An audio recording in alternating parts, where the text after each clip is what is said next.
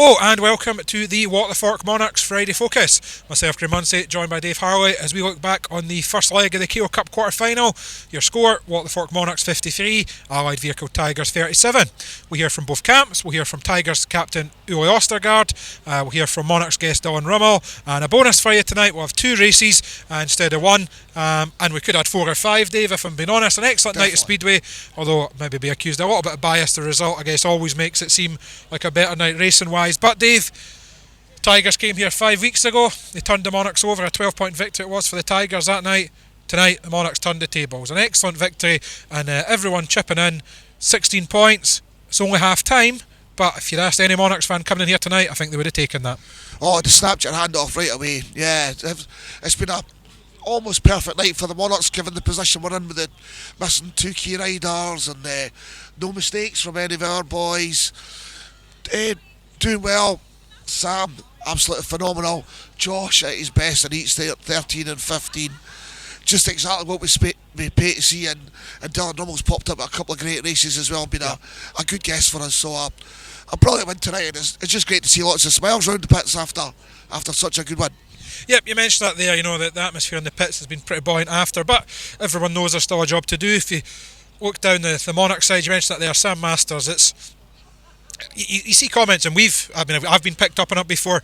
We don't mention his brilliance enough. And at Heat 15, I said it on the commentary stream, that the intelligence of that ride, the second run in, he knew Cook had made the gate on him, so he decided very early. I mean, he wasn't even into the first bend when he was cutting back to get in tight, and he uses that inside line, hits the front. Those other 4 races pretty much untroubled. Heat 13, he probably does the opposite, and he's got the inside line and he uses that to push Cook wide. Absolutely immense. And what a week for the captain. Was it 1 point dropped at Plymouth, 2 points dropped I think at Poole, paid 31 or paid 32 over those 2, and then a full 15 max there. Unbelievable stuff. Yeah, it's just been phenomenal. I mean, tonight was fantastic, but it's just everything you come to expect from him now, and he's brilliant. He finally got the Monarch of the Match award from the voters, so well done everybody for voting for the right man tonight. But yeah, no, it's brilliant. And as you say, I mean, you watch that race, and 9 times out of 10, Cookie on that line goes round whoever it is, but he's done so well there, and pushing wide, allowing Josh to do what Josh does, and brilliant. Yep, and you mentioned that there, good backup throughout. Josh only drops 1 point on the way to paid 14. Kai paid 10. Paco, and I heard Alex Harkis say to him after, Paco, what happened when I turned the page? He starts with 2 last and then finishes with 8 on Heat 8 today. Started on Heat 8 today with that fantastic win. We're worried about that Heat 8 at one point, but that 5-1 to Monarchs in Heat 8 was probably a wee bit of a turning point that went, we're going to go and win this tonight. Yep, and then of course you mentioned it, reserve, Dylan Rummel backing up with paid 8, and Jacob Hook 2 important points there. So scoring throughout, and you're right, the Monarchs had built up that 4-point lead right for the off. We took 2 4-2s in the first 2 races and never looked back from there. Tigers, it was nip tuck, but Heat 8, that big 5-1, that made it an 8-point advantage, and then Masters and Pickering, absolute masterpieces in Heat 13 and 15, 2 5-1s there, and that's your 16-point advantage. And a great night's work by all involved in the blue and gold. Yeah, that's, as I said, couldn't have asked for any more. We know it's only half time, so although we're getting excited about it, there's a lot to do for us tomorrow night, and the guys that are there tomorrow, but we can now go there with a bit of optimism, and there is a real good chance we can get the Monarchs in the semi-final of the Cup, but a lot of work to do, and I'm sure Glasgow will be well up for it, and they'll be getting they'll be having a few team talks, imagine, between now and 7 o'clock tomorrow night. Yep, we mentioned there, excellent guest performance by Dylan Rummel coming in at reserve for the Monarchs, and we caught up with him after, and we'll also see his fantastic effort in Heat 8 now as well. So Dylan, busy night, 7 rides, a mixture of some heat wins, of some passes. You must have enjoyed that out there. Yeah, no, I had a good time. I think, last time I was here, I think I fared half decent, but no, I was glad I could come and guest for all the boys and do my part. And of course, it's a Scottish derby. I don't know, that might not mean a huge amount of people that aren't in. You've maybe spoke to Max, your brother, about it before. Could you feel it was just a wee bit different? There was a bit more intensity coming from the terracing when you were out there? Yeah, no, I think, I'm obviously aware that, I think Glasgow and Edinburgh have a little bit of a rivalry. So, yeah, no, it's definitely knew that lining up, none of the boys were going to make it easy. And of course, it is the Cup though, so it's only half time. You're in the Monarchs team again tomorrow night, and there's still a job to do for everyone throughout Glasgow. Yeah, no, I mean, I'm glad that like I said, I was able to do my part here, and the boys were able to secure a win. And I think now going into tomorrow, I think it's important that as long as we kind of just wipe the slate clean and start over again, and do the same thing tomorrow, and I think we'll come away smiling. A track you enjoy, I think you were guessing for pool a couple of weeks ago and were into double figures, so you'll be hoping for more of the same. Yeah, no, I think I enjoy riding Glasgow as well. So, yeah, I'm hoping. The goal is to top whatever I scored in my last meeting. And then tell us about that. I think was it Heat 8. You gated last, but you thought you were into second for a big 5-1, just sticking on that outside line. Wasn't many riders going as wide as you were there. You must have found something out there. Yeah, no, it was definitely it's quite tricky because running into the third bend, the sun's kind of blocking my eyesight. So like when I'm running it in, I can't really I'm pretty much blind going in. But no, I was glad I was able to come out of it. I think it was a bit of a gamble, but it paid off. Definitely. Well done tonight, Dylan. All the best for tomorrow. Thank you. So gate 1 it's Dylan Rummel. Gate 2 it's Brock Nicol moving across. Gate 3 is Paco Castagna. Gate 4 Connor Bailey.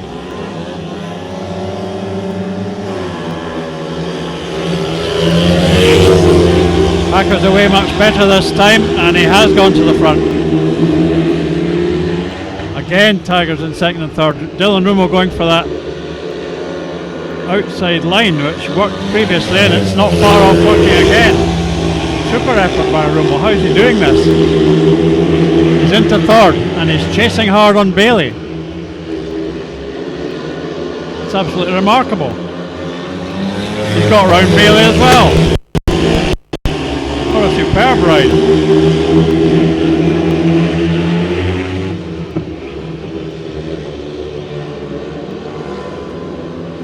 Final lap. Castagna leads Rummel after 2 stunning overtakes. Picks up the second. Well, that was an incredible ride by Rummel there. And Paco going as well. Monarchs double their lead.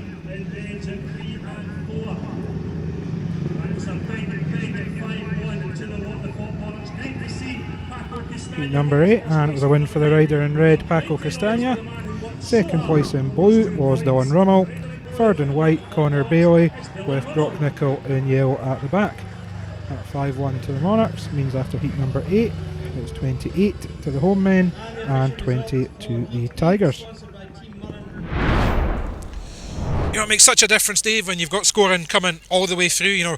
I think I said that in the commentary before the match. I said, you look at that Glasgow lineup and you don't see a weak link. There's 7 men in that team that are all solid. They can all score in every heat. So to get that points at reserve, or the points at reserve, were crucial. And in actual fact, the Monarchs outscored Tigers at reserve 9-5, and that's a big difference to the last time. Yeah, that's why the loss of James is so big for us. And it's he would have scored at least that tonight, I think, as well. But it's just listen to Dylan there talking about going into that third bend, not being able to see. He was getting wider and wider and wider. I'm not sure in the run round with my eyes closed and that thing, never mind on a bike. But yeah, as you say, it's crucial to that, and hopefully he can go and do that tomorrow and maybe get Jacob just going and pick up those 1 or 2 points and don't make any mistakes. Yep, of course, if we now flip it over to the Glasgow team and their performance, a bit of a strange one, I'd say, because you look at the scores, and I wouldn't say anyone. The reserves will hope for better. We mentioned that only 2 from Danyan and 3 from Brock Nicol. But in the 1-5, I don't think anyone rode poorly. They just didn't seem to be that spark. Cammy Brown was pretty damning in the team's performance in the interval when he was being interviewed for his Heat 15 lineup. But I'm not. Everyone can see the scores and run through them. But 8, 5, 7, 6, 6. It's solid. But yeah, there wasn't that Bailey spark. definitely would have been happy at 5 points at his first meeting at number 2. But as I said, we never made mistakes. They made a few. 2 tape touches in Heat 1. What a rubbish way to start. Then the fall on the next race. These are the sort of things you can't afford to do. And maybe feeling a wee bit of the nerves, feeling a bit of the pressure, and hopefully we can pile that on early tomorrow. Yep, and only 3 Heat wins. That kind of very unusual for a Glasgow team. Yeah, Cookie did look really good in those middle 2 races, and where he's won and beaten Kai and Josh well. But apart from that, not really looking like winning races, to be honest. Yep, so it was a tough night for the Tigers. We spoke to their captain, Ora Costergaard, after. So only 16-point deficit for the Tigers. You've been looking for better, but it's only half time. Yeah, of course it is. It's obviously we were hoping for a bit more. Only a few weeks ago since we were here, and we did a lot better than, didn't we? But it's Speedway. It's that, like I said, hopefully we can turn it around tomorrow. We need that. We definitely want to progress in the cup as well, so we all need to put our fingers out and put on a better show tomorrow for sure. I think the last time, obviously, the Tigers pretty much were dominant out the gate in the first and second bends. I look to be reversed a little bit tonight. Just weren't Tigers not able to get their nose in front, and the heat wins were hard to come by. No, I don't know why. Like I said, we all had the pretty much same setups, pretty much the same riders as last time as well. So whatever happened with them 2 or 3 weeks, I don't really know. But we had to go home and regroup and try to get our gating gloves out for tomorrow, so we can give you a run for the money tomorrow. And of course, the gate thing you mentioned, it is tomorrow, so there's no time to dwell. It's 24 hours later. Job to do. Everyone just gets back on it and Poole got a draw. Edinburgh ran close, so Glasgow haven't been invincible at home, but still been very good. Yeah, well, I think we won most of them, haven't we, so far, but it's been a bit closer a couple of times, so we all need to do what we did here last time anyway, be dominant out of the gate, race a bit harder as well. All you guys like the track at Glasgow as well, so it's definitely going to be an uphill task, but we're all up for it. We just had a team talk and everyone is 100% focused and try to go out there and do a job tomorrow and see who's the best of the Scottish teams. Well, thanks for speaking to us, Zoe. You're welcome. Ulrich there, sort of philosophical but not downbeat. He's saying, yep, it's only half time, there's a job to do. They've already had a team talk, it sounds like, straight after, so they'll be G'd up for it. And I think that probably the message out of the Glasgow camp, you touched on it there from the Edinburgh side, that the message from the Glasgow camp tomorrow, hit them hard, hit them early. That's what they'll be looking to do come tapes up tomorrow. There's Paco there wanting it. Sounds like Paco's up for it. He'll need to be up for it tomorrow night as well. We know Glasgow, we've talked about them, we talked them up quite a lot in the previous show this week and the time before. We saw how good they were here before, but so they are capable of turning this round, but we know that we're capable of doing that as well. So I mean, Glasgow, I'm sure that the benefit of having the second leg is you make mistakes, you've got a chance to make up for it, and that's all they'll be doing, talking about tomorrow, thinking about it. But as I say, just maybe get a wee bit more pressure on, and hopefully the two guests we've got come in do a good job and give us a fighting chance. Yep, give us a fighting chance, as you say, Dave. And it's for me, it is still on a knife edge. We went to Glasgow earlier in the season, we got beat by 2, but in different times. But then the last season we went there in both the cup and the playoffs and took defeats by, was it 16 and 18? Yeah, cricket scores. So it's all there still to be raced for, and it all starts again at 7 p.m. tomorrow night. If you can't get yourself along, there will be live updates on the Monarchs website. Of course, so before we finish up, we've given you one heat already. We always have the heat of the week. We all know what they're called now. I've trademarked it, and I said on the stream there, I don't think I even had to use the words for it after. It's trademarked, it's in the book. If you want to use it, I get paid every time. It's another Pickering special. Here's heat 13. Sam Masters is on gate 1. Craig Cook's in gate 2. Josh Pickering's in gate 3. And Tom Brennan's in gate 4. Here we go then.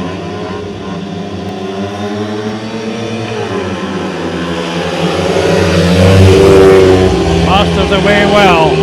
Josh Pickering stuck at the back. Josh going for the big blast.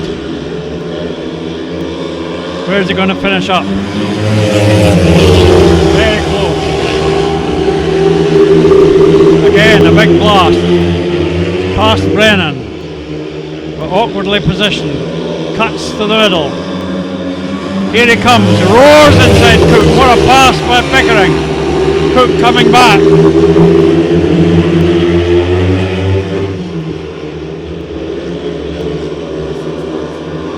Sensational riding by Pickering. Masters didn't see it. He sees where Josh is now. He had a glance back on the back straight there. What a ride by the Monarchs pair, especially Josh Pickering.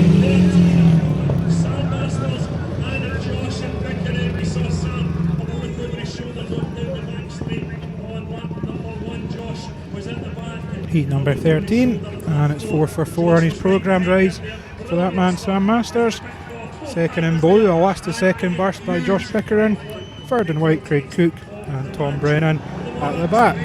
And 5-1 to the Monarchs makes it 45-33, 13 races gone. An outrageous ride by Josh there, and I kind of said after when we were watching the replay, I actually was ready to criticise him for being a bit naive in the first bend. He's got to know that Sam and Cookie are going to be going for that dirt line. I thought he should have been on the cutback earlier, but boy did he make up for it. Yeah, it's sometimes you got riders like that, you actually hope they're going to miss the gate to see the spectacle of the race. I mean, from a support perspective, we don't necessarily want that, but yeah, phenomenal to pass two riders of that calibre the way he did, especially Cookie dive bombing Cookie down that inside into bend one again. Brilliant, absolutely brilliant. So yeah, more of the same next week, please. Yep, brilliant ride by Josh. Brilliant performance by the Monarchs, and it's a 16-point advantage as we head to Ashfield. What will be tonight by the time you watch this. Keep an eye on the Monarchs website to see how we've got on if you're not in attendance. But until we're back with the preview show, it's Newcastle next week. Dave will be back with the preview show midweek.